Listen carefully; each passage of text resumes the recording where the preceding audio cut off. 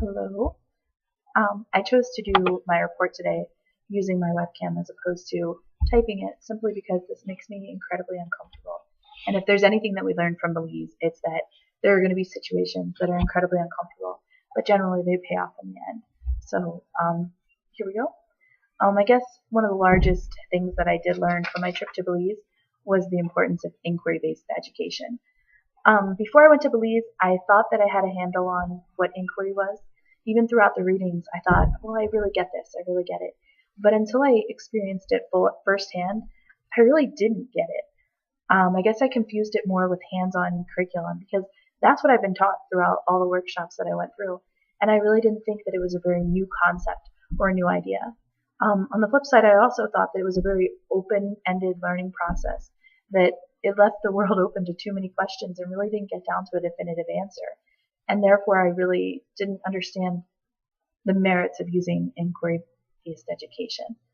I guess when I look at our trip to Belize and that very first day when we were studying the acacia tree in my group, and then even going out in the coral reefs and studying different animals in the zoo, one of the things I realized was how much more information I retained. When we went to Tobacco Key and we were sitting with Jen and Sean in that very hot and stuffy room and going through PowerPoints and scribbling down notes and even going through our course reader and highlighting everything and writing down stuff and trying to remember. I honestly don't think that I remembered very much. And it wasn't for lack of trying, it was just that it didn't really connect to me. And then when we went out and we studied everything firsthand and we looked at the acacia tree and we looked at how many of those little sugar packs were on each leaf and we talked about the symbiotic relationship. It was amazing how much that meant to me. And for the rest of the trip, every time I saw an acacia tree, I was like, oh, look, there's an acacia tree. Oh, look, there's the brain coral. All the things that I had studied had made such a deep connection to me. Not only did I feel like I really understood it and it's something that I won't forget, but also it made me curious for more. And I have so many other experiments that I would have liked to do on the things that I already looked at. And it's so funny how we look and we just see a tree and we don't see that there's so much more to it and there's so much that can be studied. So I really love the idea of inquiry education and I'm implementing it in my own room. So that's kind of exciting. And I really feel like I have a much better grasp on inquiry-based education. So that was my favorite thing that I learned, I guess. Another thing that I learned was that large concepts can be taught at a smaller scale. And I say that because when we went to Belize, it was amazing how people that lived in the jungle and people that lived in the community baboon sanctuary really didn't seem to notice the fact that they had, monkeys in their trees that made this crazy noise in the middle of the night, and they didn't appreciate them, and they did, but they didn't hardly notice them because it was always part of their life. And it made me realize that there are so many amazing things in my own life here in South Dakota that we don't really take the time to appreciate and enjoy. And we really do miss out on the opportunity to study things that are close to us and that are meaningful to us. So often we as teachers complain that there's not enough money for enough field trips, that there's no museums close by, that it's too cold to go down to the local wetland system, that we don't have enough class time to do this and to do that, when really we have all these resources that are right outside our door. And I think that the Belize trip really just opened my eyes to the fact that there are so many things to appreciate in our own ecosystem. And I think it took separating myself from that ecosystem to really appreciate what we had at home. A third concept that really struck a chord with me was almost like a negative thing when it happened.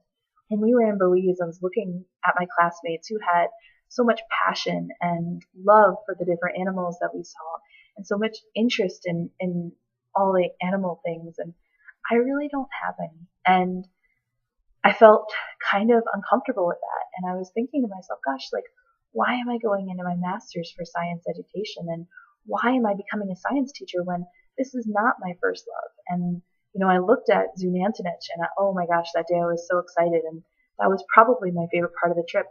Besides the CBS, I really liked meeting the people. And I realized, that isn't my passion. Science isn't my passion. I love it. And the more I learn about it, the more interested I'm in it. But my first passion has always been people. I love cultures. I love religion and I love learning about them. So for me, it was hard to get as excited as everybody else about the things that we were doing. And as Joseph Conrad says, what makes great destroys.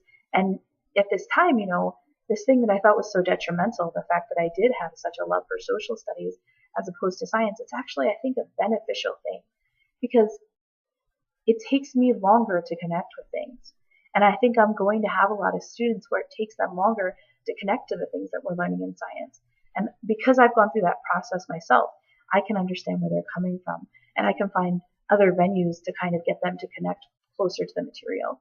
So bringing in those social and cultural connections to make the material more meaningful. I'm reading an excellent article, thank you, Emily, that is about Native Americans and how important it is to bring cultural connections into science class to make it meaningful to them.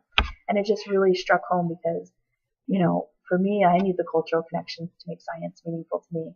And it seems like my students do as well. So that was pretty exciting. Another thing that I really thought was kind of cool was I got back and my roommate got back from the Dolphin Research Center down in Florida. And she brought me this for my classroom, my little frame with my quote.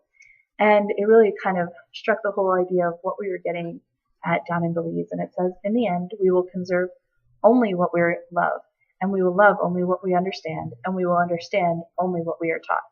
And it's by this guy. I'm not going to try to say his name because I know that I won't say it right. But I think it's just the perfect quote that, if it's our responsibility as teachers, and this was definitely an underlying concept from Belize, to teach other people to understand other species. And from there, the understanding comes love, and from the understanding, it comes that conservation. It's just a big chain reaction. So I think that was a huge theme, and it was very empowering while we were down there. When I look at the OR article, it's one of my favorite ones. I have the most highlighting probably in this from all of them, because I really like that he really emphasizes the fact that the problem with education is not that we don't give all the kids the answers, because truthfully, the answers aren't what you're trying to teach. You're trying to teach them to ask the questions. And one of the great quotes in here, it says that ignorance is not a solvable problem. It's rather an inescapable part of our human condition. We're not Confucianists. We don't believe that you have to have all the answers. And I think a lot of times as teachers, we're constantly asking our kids questions so that we can get them to answer. We really want to teach them to ask questions so that they can look for the knowledge themselves. And that's the whole basis underlying of inquiry-based education. It goes into all the different myths that are really great to think about, but the quote that I really, really, truly love and connect with is on page 12. It says, "The plain fact is that the planet does not need more successful people, but it does desperately need more peacekeepers, healers, restorers, storytellers, and lovers of every kind. It needs people who will live well in their places. It needs people of moral courage willing to join the fight to make the world habitable and humane. And these qualities have little to do with their success as a culture has defined it." One of the things that my parents always taught me when I was a child was to pick something that you are going to enjoy doing for your job. As Confucius says, love the job you have and you'll never have to work a day in your life. And I truly, truly do love teaching. And it's so funny when you look at my siblings, we all look so much alike, and yet we all have different passions. My sister's in fashion design, my brother's working with the trees out in California. And because my parents always encouraged us to do something that we love. And I think that's so important for our youth to open their eyes up to the fact that, there's more to money than dollar bills. And Ruby Payne, who studied, the poverty of education and talked about students who live in poverty, how they don't get exposure to all the possibilities out there and the possible jobs.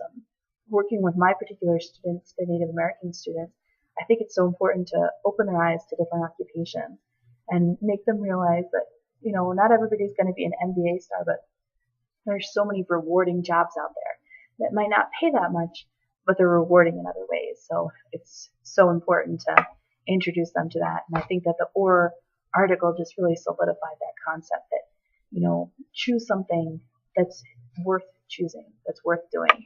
And the reward won't be monetary, but the reward would be greater than that. So anyway, I'm incredibly uncomfortable doing this video, so I think I'm going to end it. But thank you for listening, and I hope everyone's doing well. Bye.